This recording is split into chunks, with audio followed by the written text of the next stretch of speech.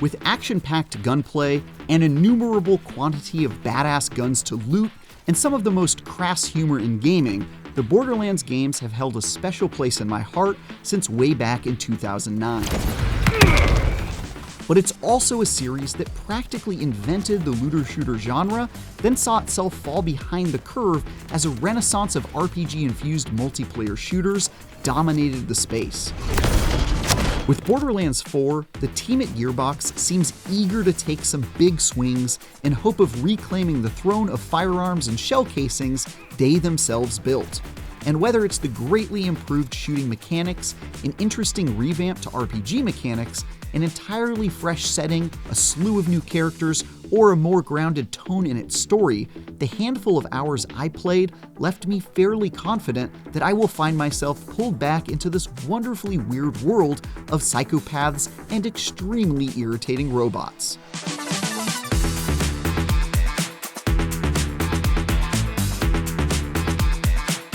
There's a whole heck of a lot of novel things Borderlands 4 tries, but the first thing that immediately jumped out at me was the focus on movement. I counted no fewer than 5 additional ways to keep your Vault Hunter in motion while hunting for treasure and blasting wild animals, including double jumping, gliding through the air, dashing from side to side, pulling yourself around with a grappling hook, and even swimming, which is especially great because dying every time one of my toes got wet was pretty annoying in the previous games. Each of these traversal options added an interesting dimension to navigating arenas while sniping mercenaries and lobbing explosives in the faces of the local fauna, and also went a long way to speeding up how quickly I could close distance between me and the baddies in my path.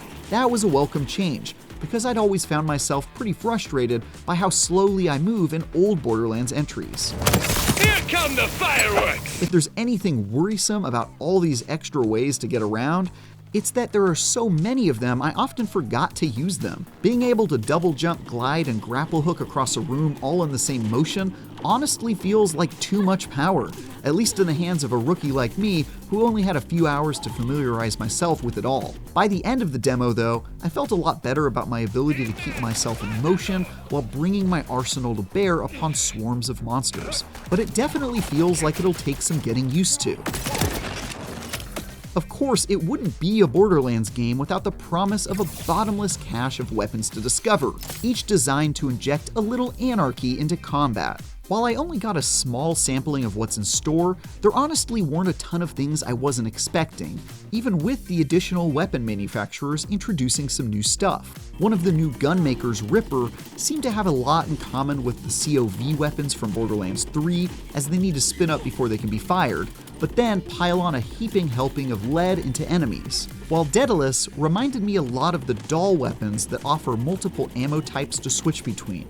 The only distinct new type I got to try out was called the Order, which have an alternate firing mode, like a pistol I found that could create gravity wells instead of shooting normal bullets. Most of what I played was from pretty early in the campaign, and I only found a single legendary weapon during my travels, so it's fairly likely there are more surprises I haven't seen, but at least on the surface, I wasn't too shocked with what I found in that regard. Make room for the boom! What seems significantly more distinct are the new build crafting options, including a healing item called a rep kit that can be used in addition to the usual pickups you find in chests and pick off the sorry corpses of your slain foes. These add an interesting dimension to defining your build, as you could just play it safe and equip the item that offers the most healing with the shortest cooldown, but bolder Vault Hunters might instead favor one that intentionally offers lesser healing benefits to instead grant some other effect every time the item is used. For example, I found one that caused a large explosion of cryo to explode around me whenever I used it, versus another that restored significantly more health and could be used twice before it needed to be cooled down. Depending on how risky you want to play it or the specific strategy behind your build, I could see this opening up a lot of doors for clever min-maxers to do some pretty fun stuff.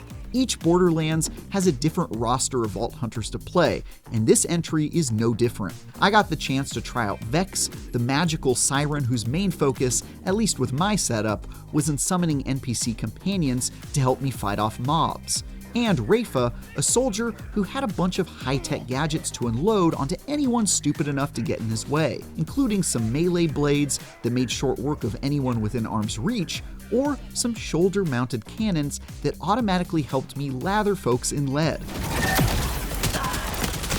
It's always hard to tell just how awesome each of these bona fide badasses is going to be after just a few hours, but I was already very much heartened by the number of interesting options to pick from, and I already felt myself transforming into an arm-to-the-teeth instrument of death, even as low-leveled as I was. Also, some of the perks I saw on those trees looked downright spicy, like the ability to disconnect Rafa's shoulder-mounted turrets to convert them into a stationary battle station, so consider me pretty hyped to try out a late-game build.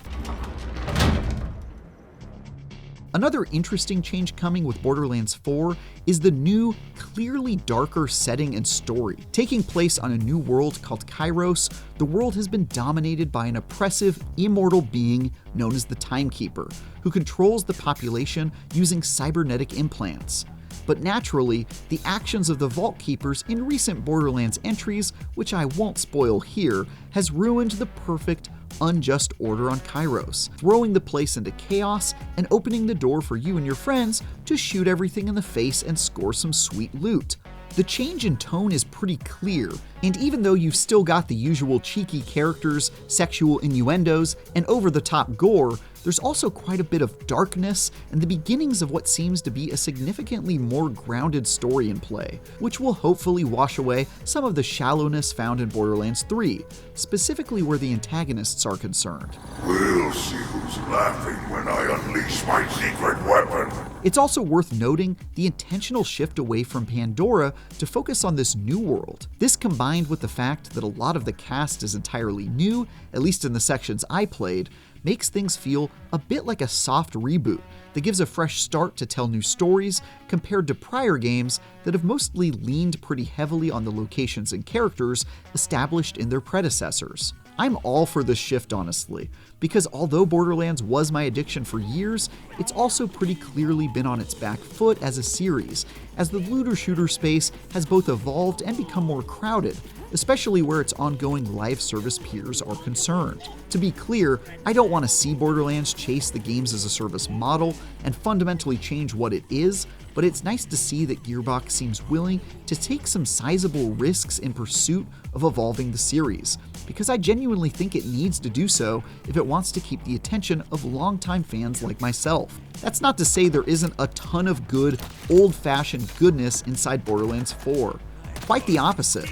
I still spent ludicrous amounts of time dabbing on loads of enemies who shouted expletives at me after running out of darkened spawn points, watched colorful loot explode out of enemies like fireworks, and ran dog-like enemies over with my vehicle, which is now very awesomely available to be summoned anywhere on the map rather than having to be picked up at a designated spawn point. Thank God.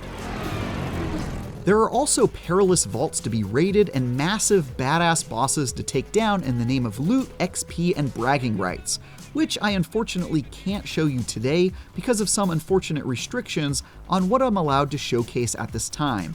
But I can say that the one boss I fought a number of times is perhaps the most mechanics-heavy and interesting enemy I've encountered in Borderlands. And if it's at all representative of the level of quality we can expect from Borderlands 4, then we're in for quite a treat. After several hours dipping my toes into what is sure to be a massive looter shooter, I'm much more optimistic about Borderlands 4's odds of recapturing my affections after years apart.